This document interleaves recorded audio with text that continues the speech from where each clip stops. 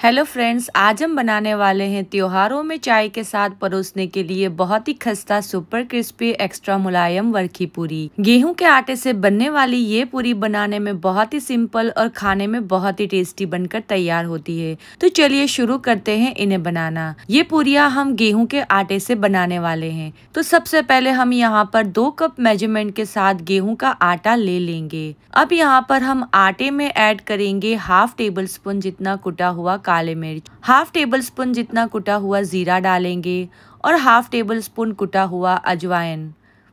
साथ ही नमक हम ऐड करेंगे टेस्ट के अकॉर्डिंग। अब यहाँ पर हमें आधा कप जितना घी लेना है और इसे अच्छी तरह से गरम कर लेना है। घी को यहाँ पर इसमें अगर हम गरम कर ऐड करेंगे तो हमारी पूरी बहुत ही क्रिस्पी और सॉफ्ट बनकर तैयार होगी। तो घी को यहाँ पर हमने अच्छी तरह से गरम कर लिया है।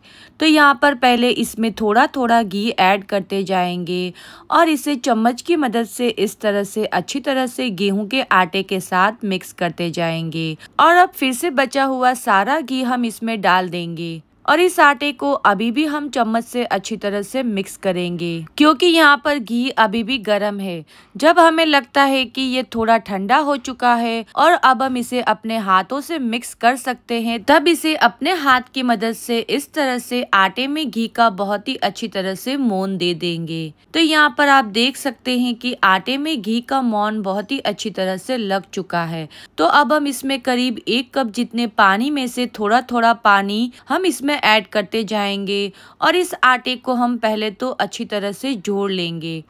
आटे को जोड़ते समय आपको लगे कि अभी भी इसमें पानी की ज़रूरत है तो फिर से हम इसमें थोड़ा पानी ऐड करेंगे और इस आटे को अच्छी तरह से गूंथते जाएंगे। इस तरह से आटा गूंथते समय हमें इस बात का ध्यान रखना है कि यहाँ पर हमें आटे को बिल्कुल ही सॉफ्ट नहीं बनाना। पूरियों को क्रिस्पी बनाने के लिए आटे को हमें यहाँ पर थोड़ा सी हार्ड रखना है।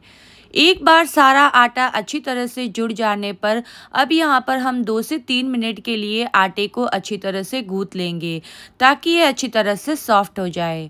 और जब ये आटा अच्छी तरह से गूंथ कर रेडी हो जाता है तो इसे अब हम ढक देंगे और इसे 10 मिनट का रेस्ट दे देंगे। तब तक हम तैयार कर लेते हैं रोटियों के बीच में लगाने के लिए घी और कॉर्नफ्लोर की स्लरी। तो यहाँ पर मैंने करीबन 1 टेबलस्पून भरकर कॉर्नफ्लोर ले लिया है। इसमें हम डालेंगे 2 से 3 टेबलस्पून जितना घी डालकर इसे हम बहुत ही अच्छी तरह से मिक्स कर लेंगे और इस तरह की मीडियम कंसिस्टेंसी की स्लरी बनाकर इसे भी रख देंगे साइड में। अब यहाँ पर हमने जो आटा गूंथ कर रखा है उस आटे को हम इस तरह से रोल कर लेंगे और इसे हम कट कर इसमें से छोटी मीडियम साइज की रोटियों के लिए पेड़े बनाकर तैयार करेंगे। एक बार जब ये सारे पेड़े बनकर तैयार हो जाते हैं तो इसमें से हम एक साथ सारी रोटियां बनाकर रेडी कर लेंगे। तो पेड़े के ऊपर इस तरह से गेहूं का आटा छिड़क कर इसे हम हल्के हाथों से बेलते हुए इस तरह की मीडियम पतली रोटी बनाकर तैयार कर लेंगे। और सभी रोटियां एक साथ बन जाने पर अब हम पहले तो यहाँ पर एक रोटी ले लेंगे।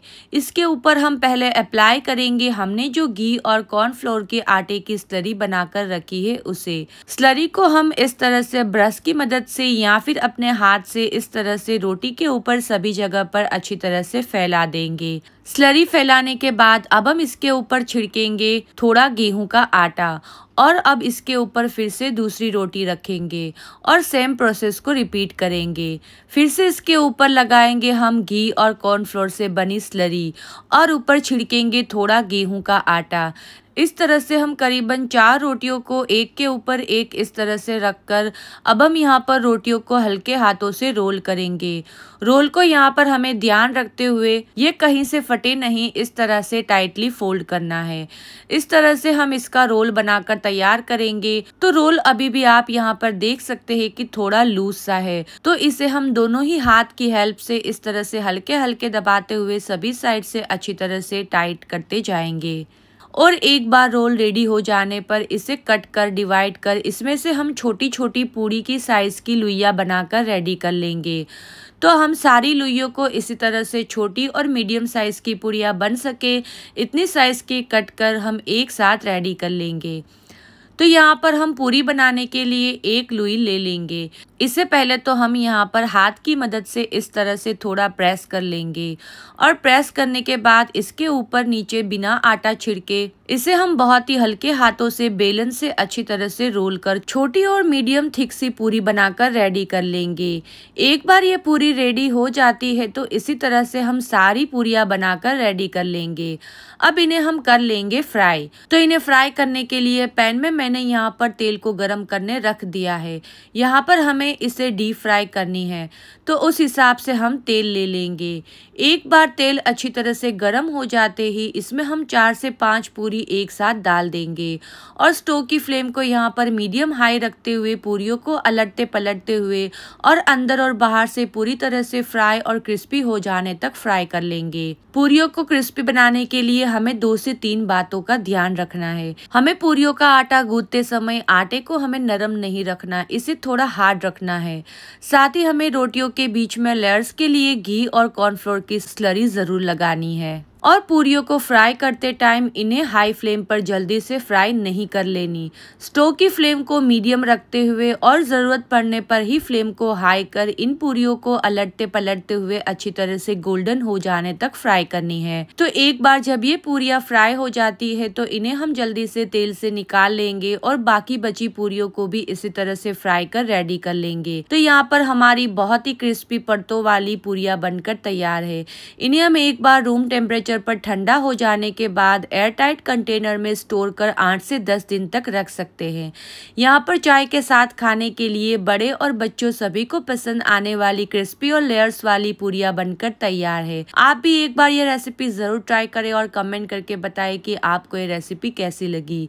रेसिपी अच्छी लगी हो तो वीडियो को लाइक करें, शेयर करें और चैनल को सब्सक्राइब जरूर करें।